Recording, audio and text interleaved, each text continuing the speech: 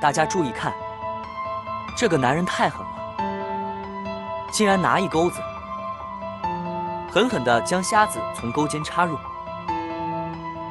看看有没有鱼儿愿意上钩。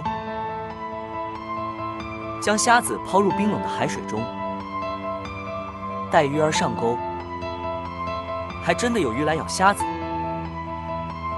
这鱼还真的很懂事，到底是什么鱼呢？原来是一条懂事的舞鱼。有兴趣的朋友可以来试试看，用虾子钓舞鱼。